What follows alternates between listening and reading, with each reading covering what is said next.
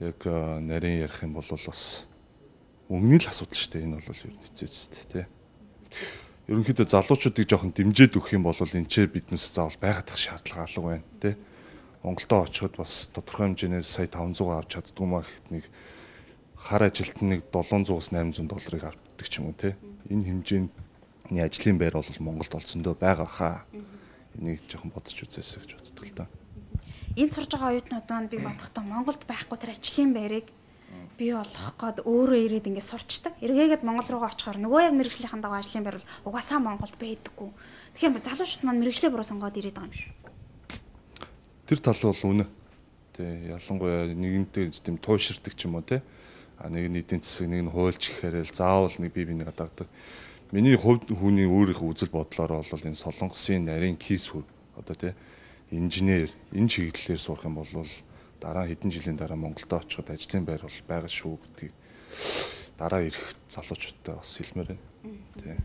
Эндээс сайнаас илүү саарн монголчуудад илүү их сонсогддог л доо. Ягаад гэхээр энд исэн залуучууд хоорондоо зодтолдох эсвэл хин нэгэн гадны бие хүний одоо би энд хүрэх гэдэг юм те.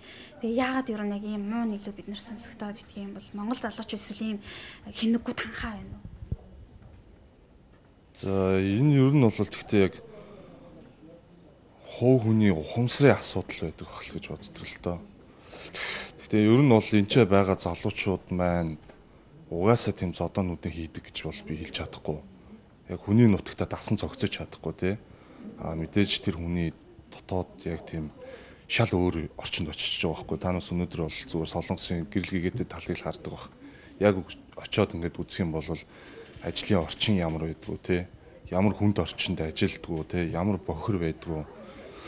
Хими асар их тэр хорт бодис дунд байдаг. Тэр хүмүүсүүд чинь яг өдөр болгон жилийн 365 хоног тийм орчинд ажиллана гэдэг бол тэр хүний сэтгэл зүйд хүртэл өөрчлөлт орж ирж байгаа байхгүй юу? Энэ талаасаа бодоход. Тэгэл ер нь нэг Монголд байхаас өөр асуудал шүү дээ. Мэдээж их орон санаж байна. Очоод их орондоо хийж бүтээ гэсэн бодол байна. Биднээс өнөөдөр бас одоо дээр үед бол монголчууд мөнчгөрөөр зүтгэдэг байсан байх ганцаараа. Одооны нийгэм бол дандаа ер нь практиктэй ерөнхийдөө залуучууд нэгдчихэж л юм хийдэг болсон. Тэгэхээр ер нь жоох өргөн цар үгээр бодож үзэх юм бол Монголд биднээс энэчээ байгаа залуучууд нийлээд бас очиод хий гэсэн бодол байгаа. Биднээс өнөөдөр бас яг практик тал дээр жоохон юм хийж үзсний хувьд те энэчээ байгаа залуучууд өнөөдөр гэрээгээр ажиллаж байгаа тэр залуучууд маань өнөөдөр Монголд очиод юу эрхлэх вэ гэдэг талаар түрүү ярьсан те. Тэр тал дээр биднээс өнөөдөр бас өөрсдийн сурсан мэдсэн зүйлээ тэр залуучуудад зааж өгөөд Монголд очиод биднээс маань өөрсдийн гэсэн хувийн бизнестэй эрхэлдэг юмтай болохын тулд жижиг дунд үйлдвэрлэлүүдийг болоод судалж үзсэн. Тэгээд хамгийн нэг хэцүү асуудал болохоор тэр залуучуудад биднээс тэгж боддог байхгүй. Энд чинь бизнесийн эрхлэх бүх юмыг заагаад өглөө гэхэд Монголын хүн амт цөөтэй худалдаа авах чадвар жоохон муу. Тийм үстэй. Одоо тэр үеийг бодвол манайхан худалдаа авах чадвар сайжирсан. Биднээс бол ерөнхийдөө ганцхан жишээ авч ярихад бол зөвхөн өнөөдөр биднээс өдөр тутмын уут гэж байж байгаа тийм үстэй. Өдөр тутмын хэрэглэн дээрээс биднээс бизнесийн жоохон заагаад өгөө. Заавал хүн болгон тэрнийг хий гэж байгаа юм шээ тий. Сонирхох залуучууд нь оролцоод тэр болгоныг саналыг оролцуулаад өөрсдөө хөрөнгө мөнгө оруулаад Монголд одоо тэднүүсүүдийн нөхцөлийг биднээс бүрдүүлж өгөхийн тулд төрөөстэй тодорхой хэмжээний жоохон татвараас чөлөөлөөч гэсэн л бодол байна л да. Харин Солонгос улсад яг хизээ ямар зорилгоор ирсэн бэ? Би Солонгост ирээд 3 жил болж байна. Тэгээ анх магистр хамгааллыг гэсэн зорилгоор ирсэн. Тэгээд Монгол дахтай ажил хийдэг гэсэн. Тэгээд өөрийнхөө мөрөөдөлтөө хөтлөгдөд тэгээд магистр сурахаар ирсэн. Тэгээд ирээд одоо солонгос хэл мэдэхгүйс учраас 1 жил солонгос хэл сураад тэгээд магистртаа орсон өөрийнхөө өгсөн мэргэжлэрээ одоо удахгүй төгсөх гээд тэгээд хажуугаар нь хөрмөө нараас ирээд тэгээд хүүхдээ гаргаад амьдрангаа сурангаа ажиллангаа тэгэл бүхэл юм амжуулаад байж энэ да. Яг ямар чиглэлээр сурах гэсэн ямар зоригтой солонгос хэл мэдэхгүй хэрнээ ирээд сурах гэд өслээд байгаа хүрээд ирсэн. Яг ямар чиглэлээр сурж байна? Хаана ямар сургууль? Одоо л олон улсын их сургуульд нийгмийн халамжийн чиглэлээр сурж байгаа. Сургуулаа төгсөөд би нэгдсэн үндэсний байгууллагад орё гэсэн зорилготой байгаа. Гэхдээ нэгдсэн үндэсний байгууллагад орохын тулд заавалжгүй солонгос хэлээс гадна өөр хэл хэрэгтэй. Англи хэл. Тийм болохоор бас арай залуу байгаа дээрээ доктор хамгаалт юм уу гээд одоо магистр хамгаалчаад доктор хамгаалахын тулд Америкийн виз мэдүүлээд тэгээд ер нь явах зорилготой л байгаа да. Тий. Энд хаана яг амьдарч хэдүүлээ амьдарч байгаа вэ? Ер нь амьдарч байгаа нөхцөл яг ямар хөө байна? Одоо л нөгөө монголчууд их амьдардаг Мямогдон дүрэг гэдэг штэ тий. Тэгээ Мямогдонд амьдарч байгаа. Тэнд болохоор байр их олдцтой. Тэгээд ажил ингээд хийх юу ч гэсэн аяг байдаг. Эрэгтэй эмэгтэй тийм ажлууд. Тэгээд тэнд амьдарч байгаа. Тэгээд одоо гуруулал амьдарч байна. Оюутан дээрэс нь гэр бүлийнхаа үнэтэй хүүхдийн гурлаа байхад гэр бүлийнх нь хүн ажил хийж байгаа юу? Дээрэс нь сургалтынхаа төлбөрийг төлнө ер нь яаж болох ч юм. Тэгэл хоёулаа зэрэг ажил хийн. Тэгээд нэгнийхээ цалин хураагаад нэгнийхээ цалингаар амьдрал. Тэгээд хичээлдээ бас явна. Төлбөр нь хэд вэ? Төлбөр 3 сар нь одоо 1 семестр байхгүй юу? Сая 450. Тэгээ ажил хийж байгаа тэр одоо ажлынхаа цалингаар л нэгсэн төлбөр хийж байгаа гэсэн. Тийм төлбөрөө тэгээ нэгнийхээ цалинг бол шууд хураахгүй болохгүй шүү дээ. Тийхээс цэцэрлэгийн төлбөрөө өгнө, байрныхаа төлбөрийг өгнө, хоол унд аавна. Яг нэг хүний цалингаар л амьдтай юм да. Энд ерөн амьдрах хүртэг нь ерөн Монголынхоос арай гайгүй юм шиг санагдсан. Тэгээ эрэгтэй хүн болохоор цалин өндөр. Тэгээ өдрийн одоо хамгийн бага нь 90,000 ч юм уу те Монгол мөнгөд ойролцоо шүү дээ. Тэгээ эмэгтэй хүн болохоор нэг жоохон бага цалин. Тэгээ өдрийн 50,000 гарал ажиллана.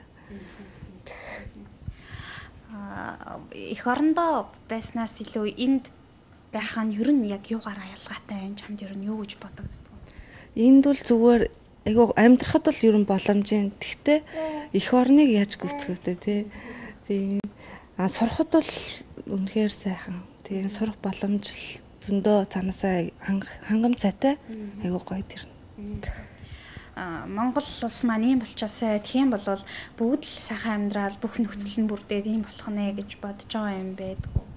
Бодлого яхаа зөндөө одоо сургуулийн орчин гэхэл манай Монголын сургуулийн орчиноос бүр хамаагүй ялгаатай. Ядаж тийм болчоосоо номын сан хүртэл ийм гоё болчоосоо гэж бодлого зөндөө хэцүү зүйл ер нь бэрхшээл байдгүй та хоёрт одоо яг ийм зүйлүүд нэлийн бэрхшээлтэй байна. Энийг одоо яхаа мэдэхгүй байна гэсэн асуудал. Зөндөө заримдаа гів гинт хүүхд өвдөн. Тэгэхэд одоо яах вэ? Яаж чөлөө авах вэ? Хичээлээс яаж чөлөө авах вэ? Ажлаа яахад зохицуулах вэ? Зохицуулах ажил бол амар хэцүү. Тийм тэгээд өөр юм бол Монголд ингээл найз нөхдөөрөө айгу гоё дээ. Энэ долонгууд юм найз нөхд одоо байлаач уулзах завгүй. Тийм цаг одоо амар баримталдаг болсон шүү дээ энэ чинь. Тийм болохоор тийм чөлөө цаг гарах айгу ховор. Тийм. Амар завгүй амьдрсаар байгаа л завгүй буцах юм шиг шүү дээ. Гэтэл визний хугацаа дууссан ч хууль бусаар хөлмөр эрхлэж байгаа залуучууд ч цөөнгүй байна. Хэдийгээр хууль бусаар байгаа ч эндээ мөнгө хурааж байгаад удахгүй эх орондоо очих хүслийг эдгээр залуус тээж байна. Хизээ ирсэн яг ямар чиглэлээр ажиллаж гин үү сурч гин үү? Би одоо энэ чирээд жил гарсан болж байна. Тий. Энд чи анх зүгээр юугаар ирсэн л дээ. Аяллаа зорилгоор ирээд энэ чи харлах гэж ажиллах гэж ирсэн. Одоо би харих л та. Тий.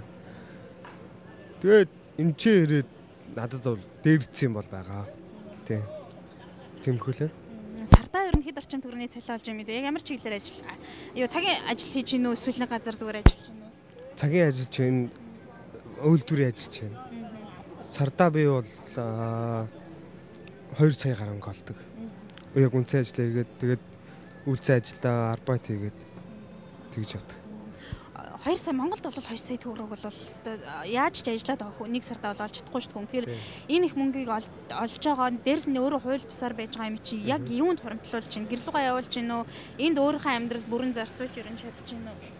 Энийг бол надад ар гэр гээд манай ар гэрийнх нь ингээд надаас мөнгө нэгтгэв. Яг би нэг өөрөө яг зохицуулаад тэр мөнгө яв гэдэг. Тэгээд би яг нэг одоо эдний вүүри банк ч нэг хамагтай хамтарсан шүү дээ. Тэрнтэй данс нээлгээд байр нийл юм бодоол байж байгаа. Тийм тэрэнд ингээд өгцөн. Тэгээ сар болгон сая 200 төгрөг өгдөг байхгүй. Тийм яг тийм хүлээ. Одоо ингээ харилцан имиж чинь нөгөө баригдчихгүй гэж өдөр болго айц имиж байна уу? Мэдгүй. Хүмүүс тэгэл ингээд айж имээгээл байгаад надад бол тэгэхээр нэг тийм айж имээ гэдэг юм байдгүй шүү дээ. Тийм мэдгүй яагаад ч нэг хүмүүс айгаал ингээд тэргээл зүхтаагаал тийм юм ингээл зүхтаагаал надад тийм ерөөсөй байдгүй шүү дээ.